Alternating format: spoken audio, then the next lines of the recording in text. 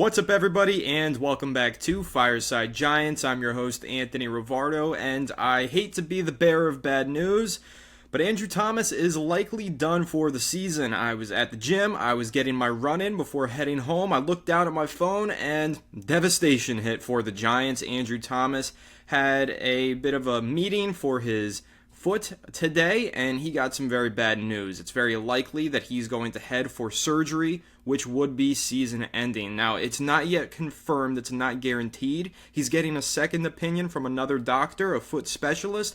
There is a potential chance that he escapes and he's able to play again this season, but in all likelihood, it is looking like Andrew Thomas is going to be done for the year, and obviously that's a massive blow to this New York Giants team. They're 2-4. They just lost in Week 6 on primetime. The offense has struggled to score points throughout the season despite good offensive line play. And one player who's consistently been good on the offensive line, not just this year but in years past, has been Andrew Thomas. However, Andrew Thomas has also dealt with a lot of injuries in his career, whether we're talking about the ankle injury that bothered him in his rookie season, carried into year 2, whether we're talking about the hamstring that sidelined him for 7 games last season. There have been a lot of injuries for Andrew Thomas. This is the latest trouble to strike for the Giants all-pro left tackle. So this is a really interesting stat here for Giants fans to keep an eye on for Andrew Thomas. If he doesn't play again this year, he will have missed 18 of 34 games since his all-pro season, since he signed that big contract. And if you remember when Andrew Thomas signed that contract, he had a very interesting quote when he was asked about it, basically saying, when you're playing offensive line in the NFL, there are injuries that occur, people falling on you, and I've had injuries in the past, paraphrasing here with Andrew Thomas and what he said, but he, for the most part, said, I signed this contract as early as possible. He had 2 years left on his rookie contract. I signed it as early as possible to protect myself from injuries. Andrew Thomas was very wise to do that because he has been injured almost constantly since signing that deal, and credit to him. But now the New York Giants are stuck in a scary situation. They are definitely in a bad spot here because, again, 2-4. You've got to think about who's the next man up here. Who is going to play left tackle for the New York Giants and protect Daniel Jones' blind side? Now, there's a couple names that come to mind. Jermaine Oluminor, our standout right tackle, the veteran that the Giants signed this offseason. He's been fantastic at right tackle. He does have some experience playing left tackle in previous points of his career. Could he make the switch over to the left side? Now, what does that do for you? Well, it opens up an opening at right tackle, right? Who would fill that spot? Probably Evan Neal. This could be the return of Evan Neal on the football field, and I know many of you are hearing that and having war flashbacks to the past 2 seasons watching Evan Neal be, well, an absolute liability on the football field for the New York Giants. Now, in a recent episode where we were reacting to the game, and I mentioned Andrew Thomas's injury and how could that affect the offensive line. Could we see Evan Neal get back on the field? And, Alex and I, we kind of discussed it and we said, hey, he does deserve a chance, right? Who's to say that he can't turn it around? Daniel Jones has been given many opportunities to turn it around. A lot of other players across the NFL and on the New York Giants have had second chances. Darius Slayton, one of them. He was benched in 2021, had a big year in 2022. He's still with the team. So there have been a lot of Giants players in the past who've struggled, bounced back with a second opportunity. Evan Neal looks like he could be getting a second opportunity soon. I hope he makes the most of it. Number 7 overall pick that the Giants drafted in 2022 has not even come close to living up to the expectations, has also dealt with a ton of injuries, but he could get back onto the football field sooner rather than later, and for what it's worth, I'm curious to see how he performs under Carmen Bricillo.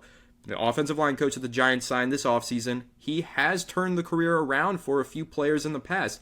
Most notably, a player on the New York Giants right now, Greg Van Roten, was widely considered to be a journeyman backup guard, struggled immensely when he was put into starting situations like when he used to start for the New York Jets, signs to the Las Vegas Raiders, plays under Carmen Bricillo. Now he's viewed as a serviceable quality starter and has been for 6 weeks now for the New York Giants as well. So Carmen Bricillo, he has an effect on players. He turns undrafted free agent rookie center Andre James of the Las Vegas Raiders into one of the highest paid centers in the NFL right now. A damn good player. So again, while I'm terrified to see Evan Neal take the field again and potentially be a liability for the New York Giants, there is a part of me that's curious.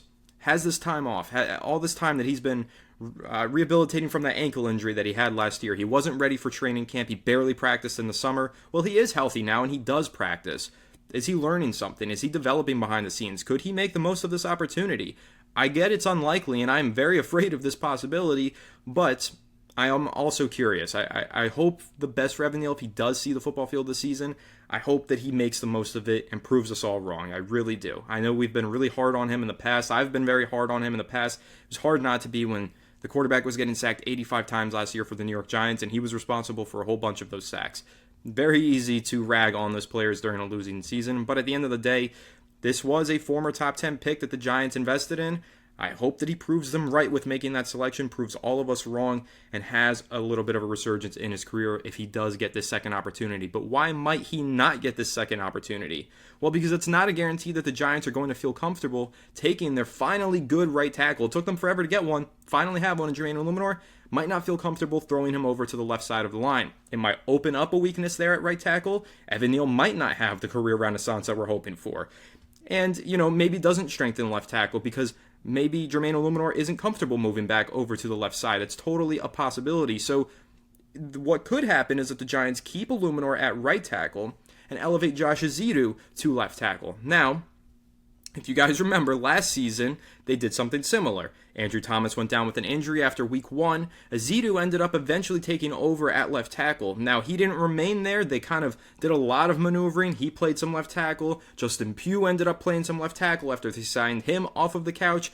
There was no set-in-stone left tackle for many of those weeks that the New York Giants were playing football last year. And a lot of that did have to do with the fact that Josh Ezeudu was not good last year at left tackle. He really struggled. Former third-round pick for the New York Giants in 2022 was drafted to be an offensive guard.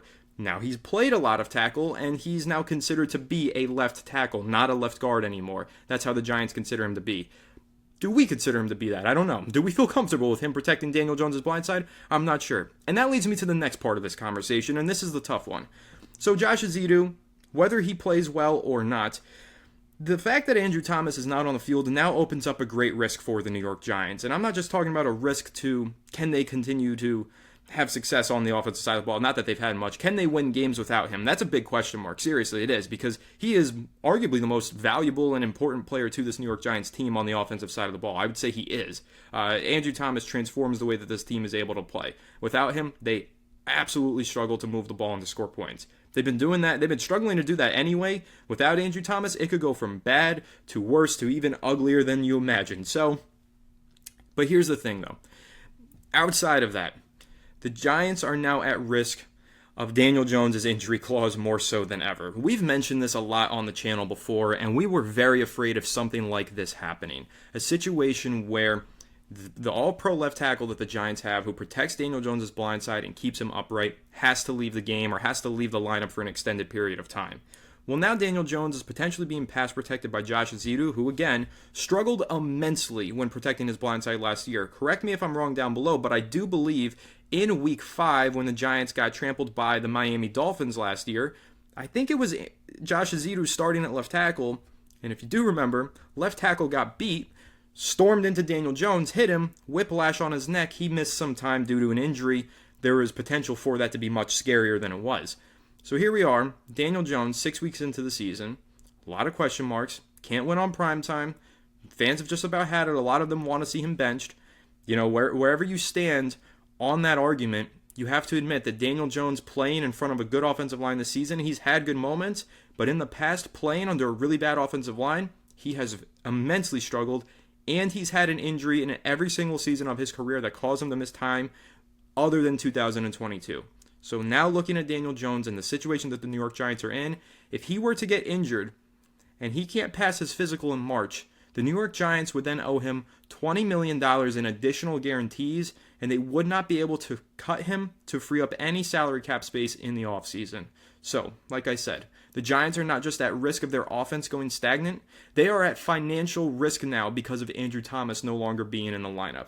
This is a scary situation for the New York Giants, and they have to handle this very carefully because on one hand, even though you're missing your top at left tackle, you want to be competitive. You're 2-4. This NFC East division, though, it's still open. There's a lot of struggling teams around the NFC.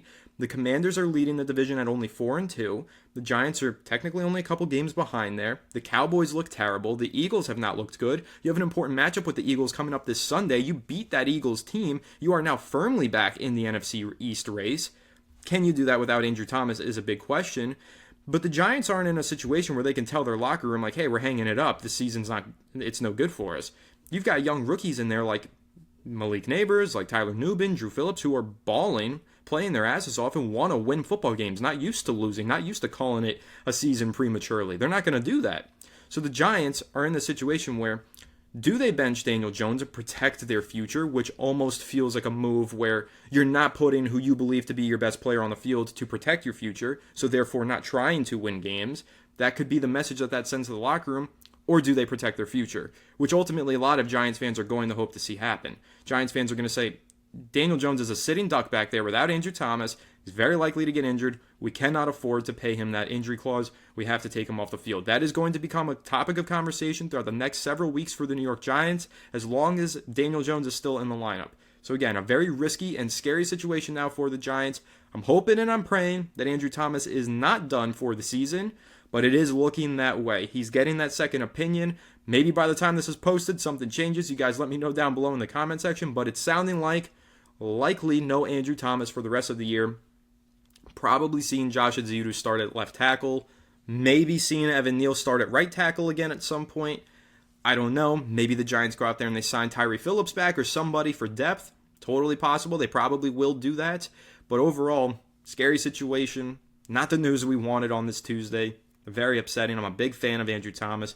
I think he's an awesome player and an awesome human being. Sucks to see him have potentially another serious injury in his career. This one maybe ending his season after just 6 weeks. Very tough to see.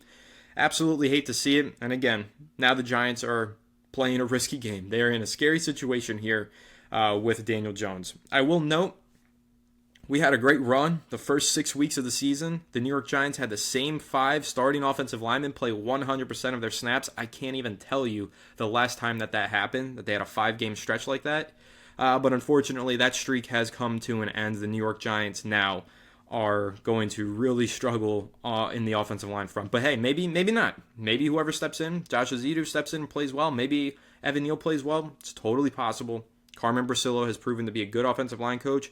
Let's hope that he can make a miracle out of one of these players. That's what we're hoping to see. But yeah, guys, it's a scary situation. Like I said, let me know your thoughts down below in the comment section. How afraid are you? How upset are you? How are you feeling about Andrew Thomas potentially done for the year with a foot injury? Let me know. Make sure to leave a like if you enjoyed this episode. Subscribe to the channel if you're new. Ring the bell so you don't miss an episode, and comment your thoughts down below in the comment section. If you're listening on Apple or Spotify, make sure to leave us a 5-star review, and go ahead and follow us on all of our social media channels at Fireside Giants. Without further ado, I'll catch you all on the next one. Have a good one, and let's go Giants.